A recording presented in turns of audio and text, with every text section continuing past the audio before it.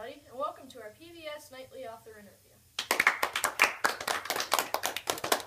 Tonight we will first be hosting Dr. Glenn Gielhud to my right, and later we will be hosting Barry Rubin. So let's get started with the interview. Our hot topic tonight with Dr. Gielhud is healing and helping in the CAR.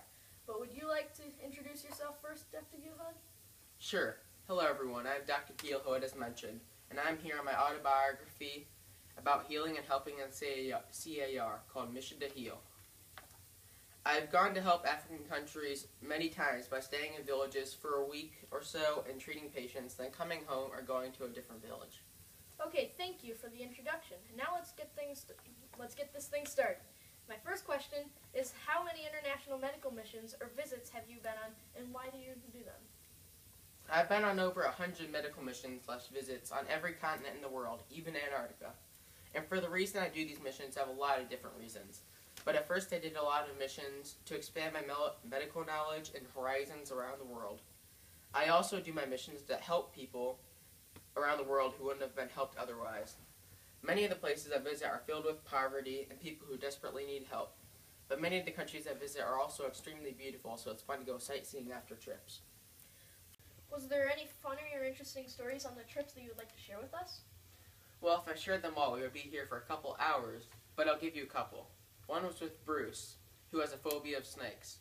He met a large spinning cobra on the way to the operation room in Zemeo.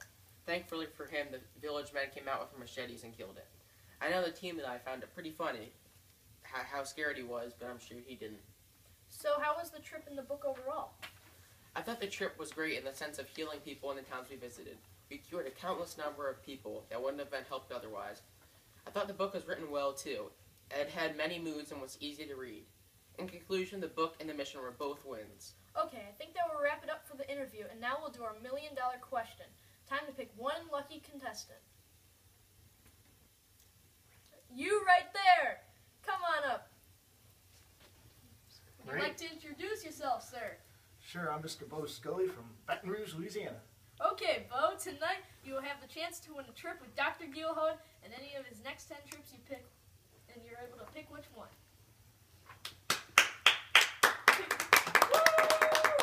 Here's the question. Are you ready? Yep. Give me the exact number of international medical missions Dr. Gielhud has been on based on what you have learned today. 107? Trick question! That was not told to us in the interview.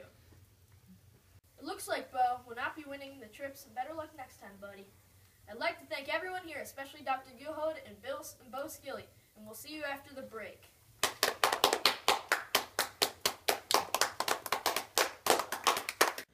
Every day in third world countries like the CAR and Lebanon, people are looking for a simple thing that everyone should have: clean water.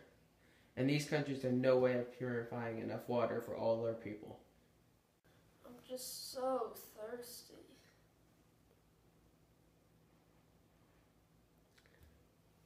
I don't feel so good.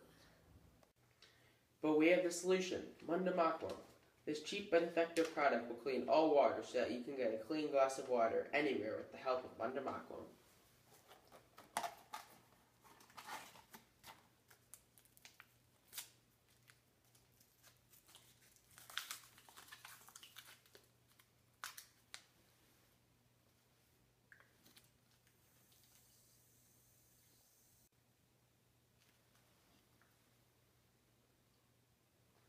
Thanks, Munda Makwam. Sure thing, and this could be you after you buy your package of Munda Makwam. Hello folks, welcome back to our PBS Nightly Author Interviews.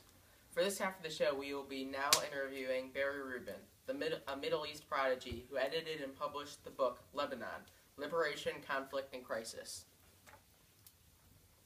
Tonight our hot topic is the story of Barry Rubin.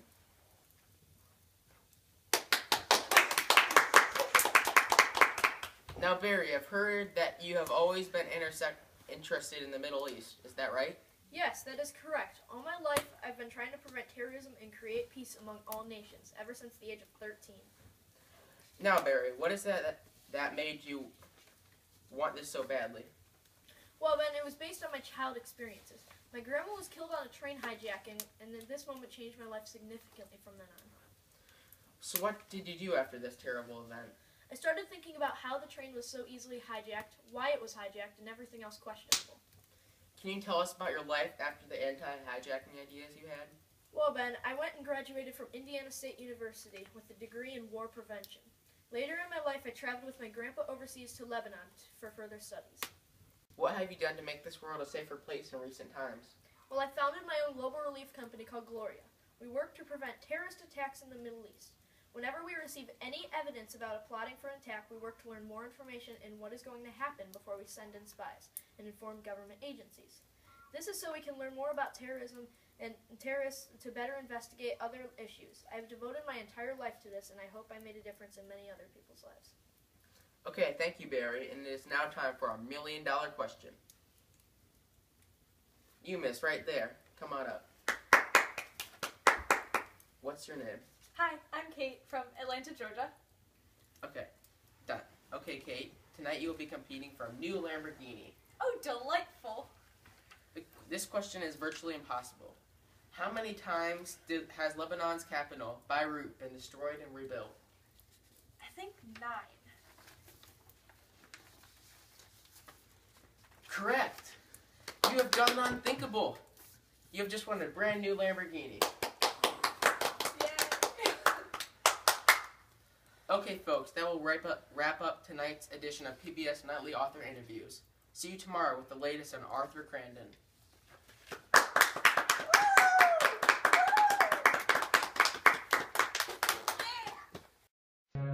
Take me down to the riverbend. Take me down to the fighting end. Wash the poison from off my skin.